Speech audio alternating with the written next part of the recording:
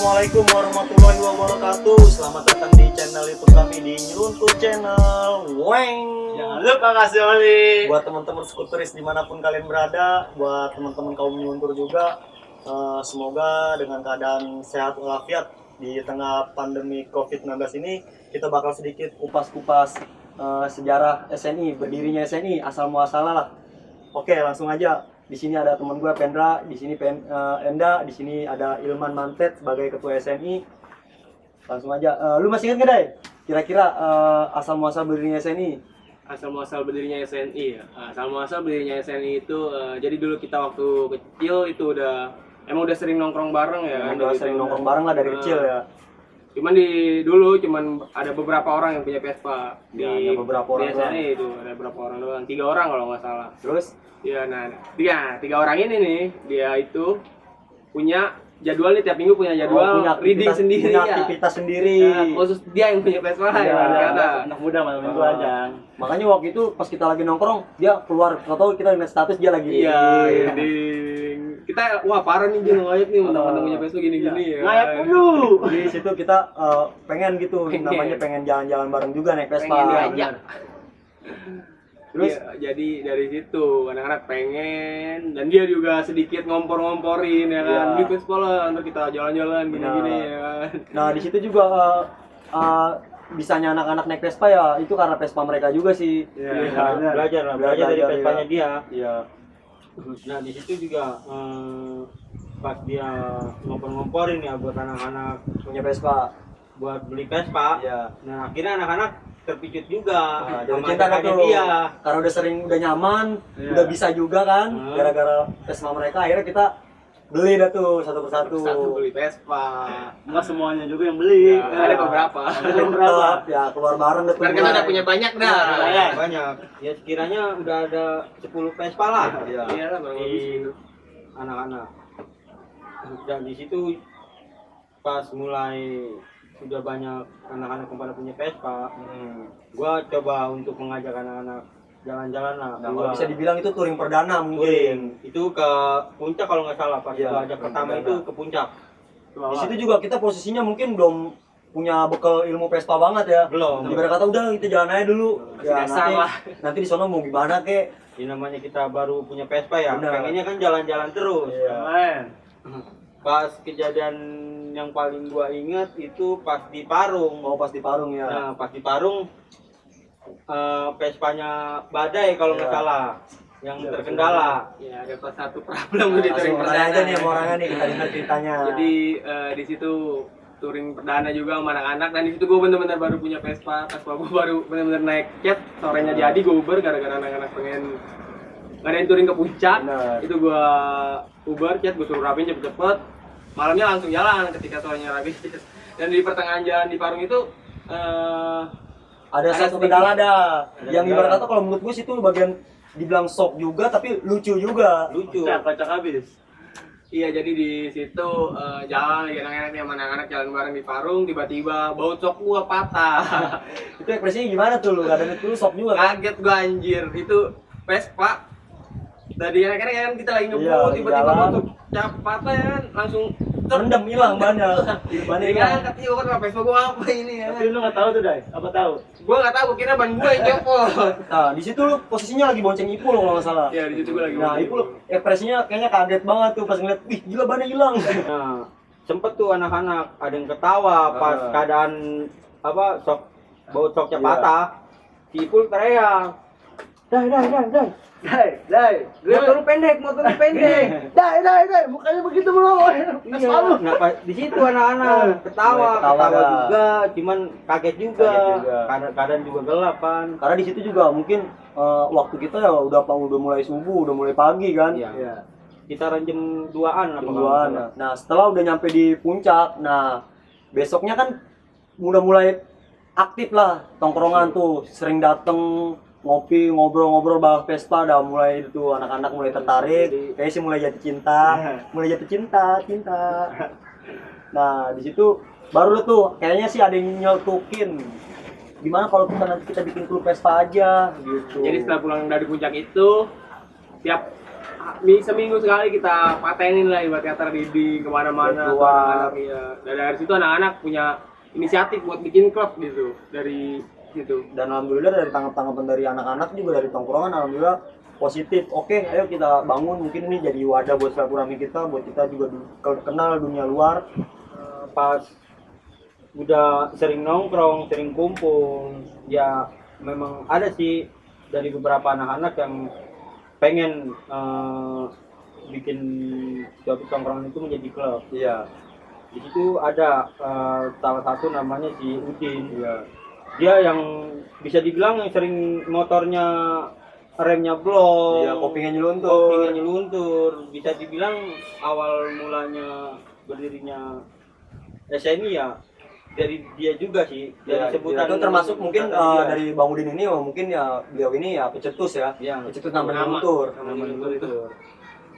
Nah, kita sering mendengar klub-klub yang lain. Nah, huruf depannya dia kan biasa dengan sebutan-sebutan. Ya, dan biasa juga identik dengan nama Independen. Nah, di situ kita coba menggabungkan ya. kalimat itu. Yang paling cocok itu ya dengan sebutan seputar, nyeluntur, independen. Oh, jadi disingkat menjadi SNI. SNI. Oh, dulu yang pertama kali gue dengar anak-anak gue kayaknya nih nama SNI ini bagus nih disingkat jadi skuter nyeluntur independen ya. Gue kata SNI itu standar naikin istri. Ternyata bukan. Ya. Ternyata SNI itu skuter nyeluntur independen. Oke. Dan terus touring yang paling mengesankan itu lu masih ingat gak pada? Kalau touring yang paling mengesankan buat gua ya ada sih bareng sama anak-anak juga. Oh iya. Touring iya. itu touring ya, Touring kedua bisa dibilang touring kedua touring sih. kedua, cuman agak jauh juga. Di luar dari kayak kemarin ya. Kalau kemarin ya mungkin ya hanya puncak, ya mungkin ini lebih ke pinggir ya. Itu kalau nggak salah ke Sawarna. Iya, lebih ke pinggir Banten. Cuman yang paling berkesan buat gua itu pas lagi arah pulang. Arah pulang ya, masih Keluar ingat gua. dari jalur Sawarna kan ada jalan cabang. Nah, jalan cabang itu arah Malimping sama arah Rangkas. Rangkas. Nah, ada si Udin juga. Karena dia yang ngajakin lewat Rangkas. Dia nggak jalan. Iya, yang tahu jalan karena dia kan sering mondar-mandir Iya. lewat Rangkas lah. Benar. Jadi dia bisa dibilang lebih tahu lah lewat Rangkas. soalnya yang seingat gue sih ya pas kita mau pulang itu ada suatu adu argumen katanya kita mau balik lewat Sukabumi atau mau lewat Rangkas nih ya kan. Akhirnya Udin coba ngasih masukan coba kita lewat Rangkas, gua kayaknya lebih dekat deh. Nah, pas udah masuk lewat Rangkas itu sekitaran habis Isya kalau nggak salah. Kita masuk ke Masuk jalur Rangkas habis Isya. Di tengah perjalanan juga cuaca juga kan keadaan gerimis cuaca. bener di situ Cuaca malah jalanan gerimis, gelap kan. Jalanan gelap. Nah, jalanan juga sedikit rusak. Emang udah benar-benar kagak ada buat orang yang pada jalan kaki lah di situ, yang benar-benar cuman kita doang yang di situ Iya, kan. benar. Lampu penerangan jalan juga nggak ada. Nggak ada. Itu suasananya juga menurut gue ya ibarat kata menurut gue serem juga ya kan, keadaan gerimis. Saat teman kita si Ipul motornya trouble. Nah, iya. Begitu jalanan gelap dan satu temen lu doang dah yang punya cahaya penerangan yang bagus. Iya sih, Ate. Ya punya aja kadang pakai center power bank ya, aduh ya anjay gue bilang. Nah, di situ coba buat jalan terus lah. Cuman yang anehnya lagi itu ketemunya pertiganya itu aja. Iya. Pas kita lewat kiri kok ketemunya situ lagi, lewat kanan ketemunya situ lagi. Nah, banyak si dari Vespanya yang si Ipul kan yang trouble, Sampai yang botak knalpot copot. si Vespanya botak yang knalpotnya copot. Ya karena trek kondisi jalan di Rangkas itu ya emang berbatuan ya kan. Asli, Sampai motor si Oleh aja itu sampai turunan itu mau nabrak pintu rumah orang ya. Benar. Itu gua nggak tahu tuh kalau misalkan Oleh sampai nabrak pintu orang itu. Akhirnya tuh di tengah jalan itu ya kan, jam berapa lah tuh, jam 12 sampai jam 1-an kita istirahat, kita diskusi ya kan Iya. sama anak-anak. Karena di situ juga udah mempertanyakan ini jalan yang kita Bener lewatin nggak bener nih? apa enggak. benar. Habis kita berdiskusi ada beberapa dari lu Cang kalau nggak salah ya. Ya, di situ gua coba buat inisiatif cari ke minta bantuan ke rumah-rumah warga. Nanya jalan lah. Coba untuk nyari penduduk sekitar, dan ada satu rumah yang pintunya terbuka dan coba gue tanya, dan apa yang gue dapetin, gue digabungin pintu. Mungkin gue dikiranya penjahat ya. Padahal kita cuma mau Nanya nanya pastiin jalan aja nih, jalan. bener apa Ini enggak? bener nggak nih jalan, bener Iya, nggak nih? bener. Akhirnya kita coba buat, oh udah jalan aja dulu. Kali aja kita nanti ketemu orang lagi gitu. Terus cek bensin juga sebelum jalan, bensin udah pada tiris, anak-anak udah aduh Udah nih mulai nyampe pasrah. apa kagak nih bensin buat keluar jalur ini ya kan. Jalan dah tuh akhirnya. Alhamdulillahnya kita nggak lama kita Dari jalan perjalanan ya. itu. Nggak lama dapat Ketemu, ada ketemu. satu orang di situ yang bisa dibilang sih keamanan di desa itu. Ansip lah. Dan dia ngasih arahan kayaknya di sini ada nih yang jual yang jual bensin. Cuma nanti masih tutup. masih tutup, bukanya Karena nanti kan subuh. masih subuh. Benar.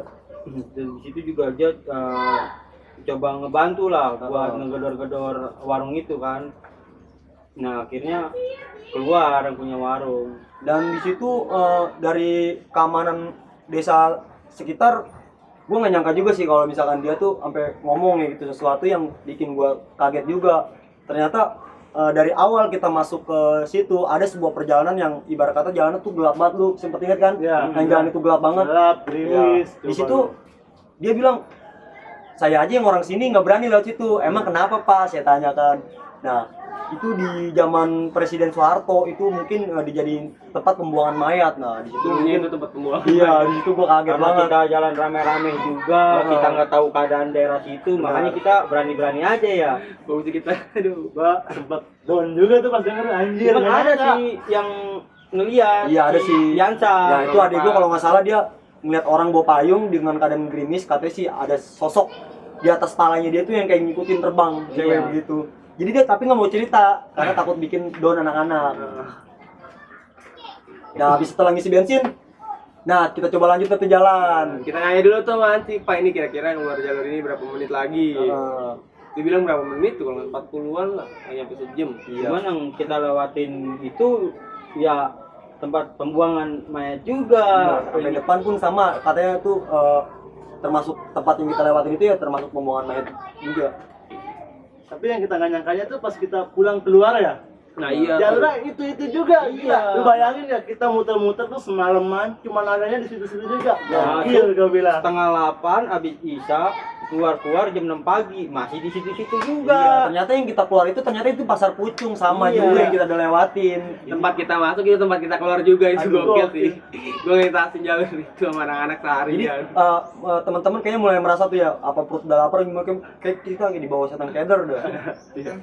Ya jadi mungkin gue sedikit flashback sebelum kita jalan, sebelum kita nyampe Sawara sampai kita pulang mungkin ada sedikit Kejadian-kejadian yang kejadian janggal hati dah. yang menurut gua itu teguran lah ya kan. Iya benar. Karena dari awal perjalanan kita juga menuju ke sana kayaknya kita emang udah dapat teguran sih. Yaitu dari Mantet nih. Gimana Tet ceritanya Tet lu kayaknya yang waktu itu lu kayaknya sesuatu ada hewan kalau nggak salah. Di situ sih yang gue lihat ya, gue ada di barisan ke 5 apa kalau nggak salah. Gue di Barisan barisan kelima. ke 5. Nah dari barisan ke 1 sampai ke 4 itu yang pertama Iya. dia udah teriak Iya. kalau ada ular Awas di ular tengah-tengah ya. Awas ular. Nah dari 1 ke 4 itu dia pada menghindar kan. Benar. Pada menghindar. Nah gua dengan biasanya dengan santainya ya itu ular gua lindas di situ. Nah, mungkin dari situ mungkin anak-anak punya firasat. Sampai lu pun nanya kan, itu ular yang tadi gue lulus, itu nih. Iya, kata gua aneh banget sih lu Tet. Iya, pas nggak lama gua lindas itu ular, jarak sekitar 100 apa 200 meter lah. Si Gibbon ya sama Ate kalau nggak salah ya. Iya. Jatuh. Jatuh di situ kondisinya benar. Iya. Bener-bener udah lama 5 menitan dia mantap ngelindas ular lah. Tiba-tiba nggak ada angin nggak ada Apa apa. jatuh. Jatuh anjir. Ada juga kan yang pas yang turunan itu kan ya. Nah, karena botak yang jalan duluanan, nah botak balik lagi, dia bilang ada turunan no, kayaknya no di depan. Nah di situ keadaan botak juga emang nggak ada rem, nggak ada rem. Belum, remnya Nah, belum. karena aja takut emang sih awalnya takut, nih taunya pas cobain ketagih ya. Emang turunannya parah sih itu. Emang tuh curam banget turunan. Awalnya takut. Dan di situ sama anak-anak coba dibuat Mainan. Video, permainan lah divideoin. Udah turun semua, naik lagi. Naik lagi. Buat mainan jadi kayak soalnya tuh kita emang buat mainan bak emang seru banget sih itu emang turunan. Sampai kotak ini ya. Nah, turunan yang tadinya kita buat mainan, ketika pulangnya itu kita dibuat berantakan di turunan itu.